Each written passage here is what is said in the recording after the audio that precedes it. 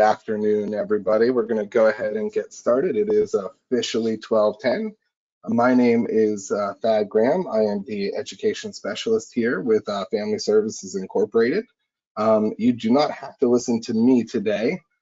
Today we have a guest presenter, Brittny Servello. She is our Victim Services Program Helpline Advocate. She is also our LGBTQ plus advocate and expert. So Brittny, can you hear me? I can. Can you hear me? I can hear you loud and clear. We're going to go ahead and get started here. Just as a reminder, if you have any questions, please feel free to throw them in the question section. Brittny and I will happily hang out afterwards if you have any questions. Also, there are, of course, handouts available for you, a copy of the presentation, as well as some other handouts that may be helpful to you or your organization as well. We have the LGBTQ plus power and control wheel. We have a handout on sexual assault. There is also a glossary of terms, as well as a PDF of a Pennsylvania Coalition Against Domestic Violence brochure on LGBTQ plus domestic violence, as well as a little handout on pronouns. I will also throw in some links into the comment section as well that Brittny provided for us for further information. So let's go ahead and without further ado, Brittny, I'm going to pass it off to you. If you have any questions, concerns, or anything going on, I'll hang out and I'll be here if you need me. Excellent. Thanks for that introduction, Thad. Hi, everyone. As Thad said, I'm Brittny Servello. I'm the helpline advocate here at Family Services Incorporated. So from 8:30 to 4:30, if someone will call the hotline, I'm who they were speaking with. Second here. And I do want to let you know that the information that is going to be shared in this webinar can be triggering. If you need to step away, I understand that completely. Your mental health is what's important to us. A recording will be provided to all that are registered, but we actually will upload them ASAP to our YouTube channel. You can search Family Service Incorporated and you'll find them there. So we are going to be talking about sexual assault and sexual violence in the LGBTQ plus community. And when we speak about sexual violence, it refers to sexual activity when consent is not obtained or not given freely. So before, I know we have some new people on here, and I kind of wanted to break down each letter of whenever we say LGBTQ plus, LGB anti. Sometimes people say alphabet soup, and that's, these letters are important. They define who individuals are. And the L, it stands for lesbian, G stands for gay, B for bisexual, T for transgender, and Q, it stands for either questioning or queer. And that plus, that's kind of anyone who doesn't identify under the heteronormative, image of society. And heteronormative, it's that belief that heterosexuality is the default and preferred or normal mode of sexual orientation. So if someone, they just don't feel like they fit with that male or female, or they just identify, how they want to, they're under that plus category. So sexual violence, it actually starts early. And I kind of wanted to show you that this means that our junior high students, they start school now, at least in the Altoona area, and I think surrounding in 6th grade. So 1 in 3 females, they experience rape between the ages of 11 to 17. 1 in 8 admit to it happening even before the age of 10. And that's so astonishing at times, because I think that children are afraid to come forward, and even more with LGBTQ youth, they're actually afraid to come forward and admit that something happened. And then 1 in 4 males have experienced rape between the ages of 11 to 17, and 1 in 4 admit to it happening before the age of 10. And it's sad to say, but sexual violence is common. 1 in 3 women, and then 1 in 4 men, like I spoke about, they've experienced sexual violence that involves physical contact in their lifetime. 1 in 5 women and 1 in 38 men experienced completed rape or attempted rape in their lifetime. And then for any person who says, why would someone lie, about sexual violence and stuff like that, or someone is lying, sexual violence is not cheap. What our survivors are going through, it's an estimate of, $122,000 plus, and that's including their medical costs, their loss of productivity, not being able to go to work, the criminal justice system, and other costs. So, intimate partner sexual violence, IPSV. 44% of lesbians and 61% of bisexual women have experienced rape, physical violence, and stalking by an intimate partner, compared to 35% of heterosexual females. And 26% of gay men, 37% of bisexual men have experienced rape, physical violence, and stalking by an intimate partner, compared to 29% of heterosexual males. Now, according to NSVRC, the perpetrators, when it comes to all of these crimes, 82% of them are all males. So it doesn't matter whether the person, is a lesbian or a bisexual woman or a gay man. Like, these are things that they are experiencing. And not saying that women can't be perpetrators, but the higher number is from males. So this part where we talk about our transgender non-binary survivors, it's important to show the reported different types of assaults that could happen to them, from harassment to physical assault to 12% of sexual violence. Now, these are just the ones who actually admitted to it happening. 78% are harassed, 35% physically assaulted, and 12% sexually experienced sexual violence. And the respondents to the survey in 2015, they were harassed or physically or sexually assaulted due to their gender expression, and over half of them have attempted suicide.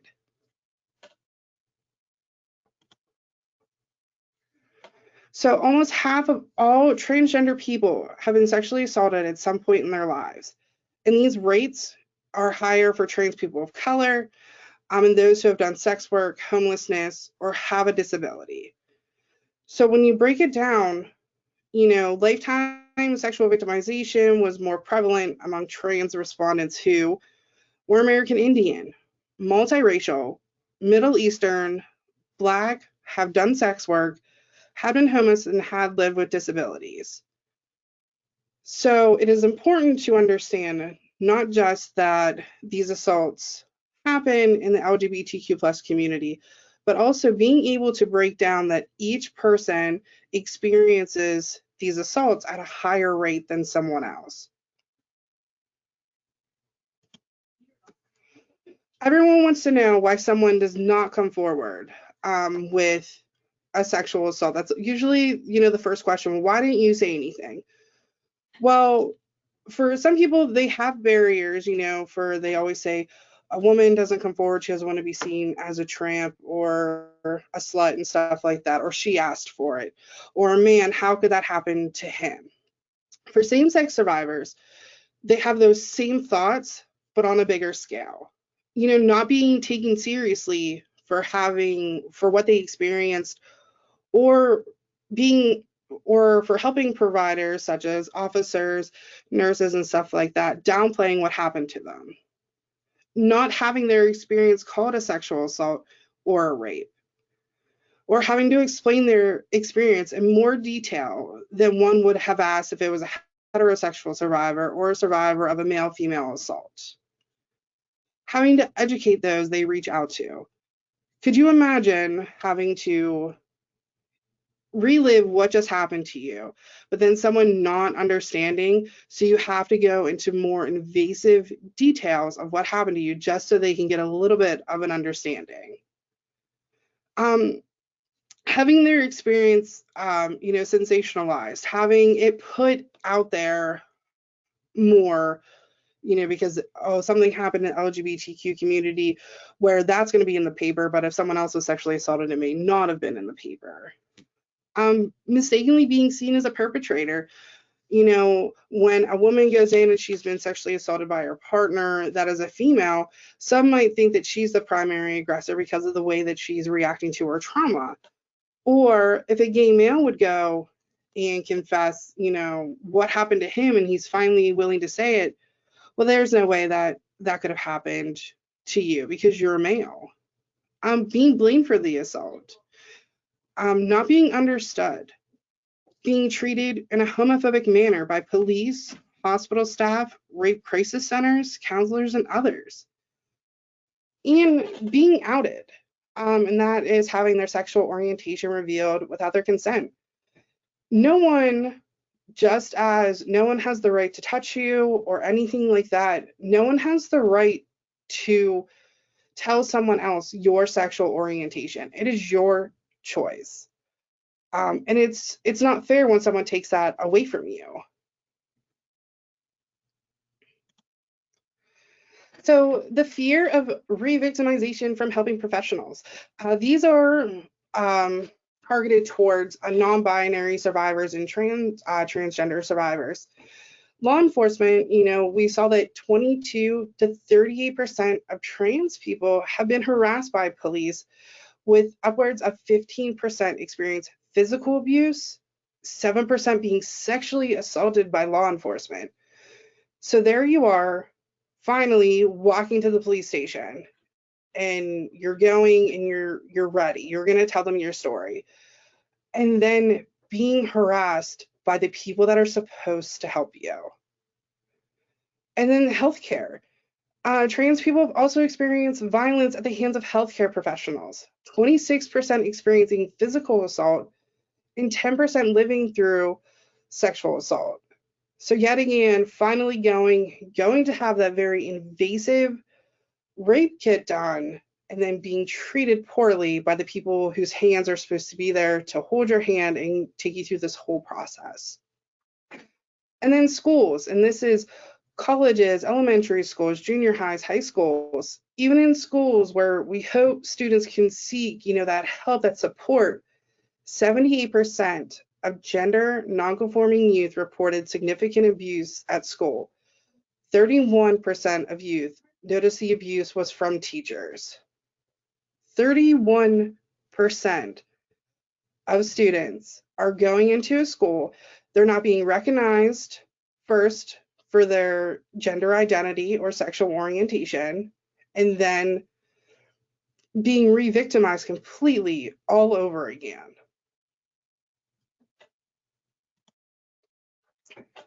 So what we're going to talk about now is when it comes to pronouns, when it comes to gender.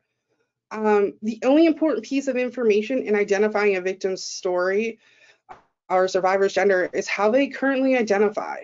Always use the gender and pronoun that corresponds with the way the victim or survivor identified.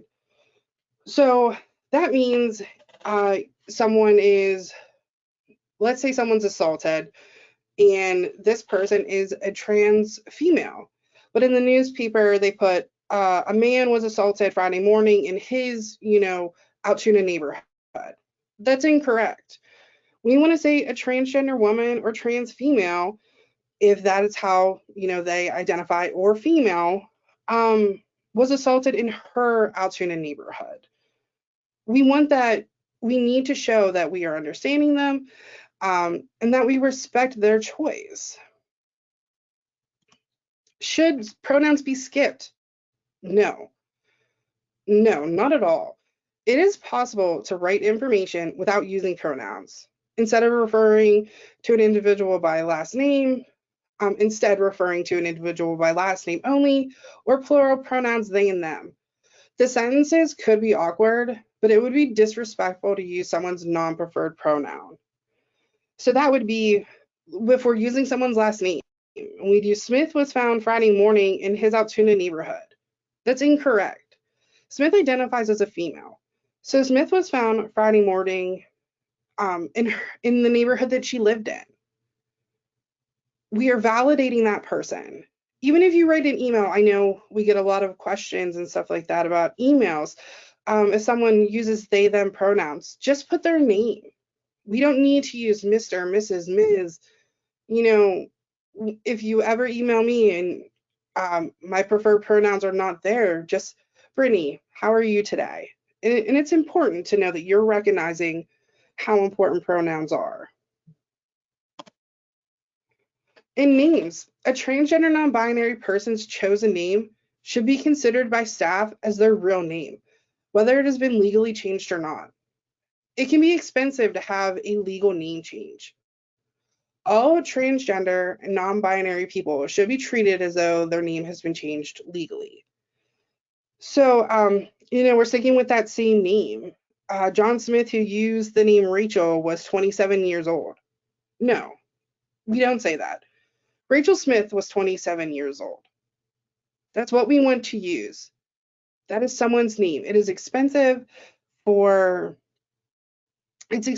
have the names changed, and never put someone's name in quotations. It's a mockery to do that. That is their name. That is what they identify as, and that's what they want to use. And you know, I did mention non-binary victims and everything. And when we talk about non-binary, it's non-binary, it's genderqueer, it's gender fluid. These are terms used by someone who experiences their gender identity as falling outside the categories of man and woman. And some, you know, they use those pronouns as they, them. As I said before, it's awkward. At times, you know, we're taught proper grammar in school, but this is beyond proper grammar. This is respecting someone and having that ability for them to know that they are loved, they are respected, and that we're going to be with them every step of the way on who they are as a person. So for anyone in the helping profession, anyone who's on this webinar who is a survivor and everything, what you always want to tell someone is that you believe them and that you see them and that you're with them every step of the way. It is crucial. It is crucial for our survivors to know that they are not alone. They have a place to turn to, whether it is the schools, it is another agency and everything. We have to recognize who they are. We have to understand that any person can be a victim of sexual assault. Sexual assault knows no gender, no age, no race, anything. It is a common thing that happens that we have to put an end to. Most of us say, you know, what would be the best thing for us is that would be if we were all out of jobs, because that would mean that there's no more violence. While I'm wrapping up my webinar, I do want to let everyone know today, April 28th, it's True Colors Day. And what is fantastic about True Colors Day is that is actually raising awareness to homeless youth across the country. Actually, LGBTQ plus youth are actually 120% more likely to become homeless in their lifetime. I do know Peg over at the Teen Center, her and her staff, their doors are open and they are welcoming everybody to come and be there and enjoy time together. They are very open, supportive of anyone and how they identify. And then May 17th this year, it's International Day Against Homophobia, Transphobia, and Biphobia. It's an international thing. They're doing everything virtual. If you want to raise awareness, have that thing for your societies, you can even create events and they will share those for you. And of course, June 2021 is Pride Month. It's just about being inclusive, and that's what we need to be more of in society. So these are my resources. That's actually going to be the end of the webinar. This is our information. As I did say, our helpline, 814-944-3585. Call or text, it's free confidentiality. And these are ways that you can reach out to us, even on our Facebook. You can always email Thad and I. We are more than willing to talk to you. I appreciate you all for spending your lunch with me. And if you would have any questions, please, please, please do not be afraid to reach out to me. I appreciate you all. Hey, thank you very much, Brittny, for that wonderful presentation. Thank you, everybody, for attending today. Like I said before, if you have any questions, Brittny and I will hang out for a few minutes afterwards. If not, then have a wonderful day. The recording will be sent out here shortly, as well as your certificates for attendance. Thank you all once again for your time. I hope you have a wonderful rest of your afternoon. And if you have any questions, you can, like I said, hit us up in the question section or email us at any time. Thank you again. Have a wonderful day.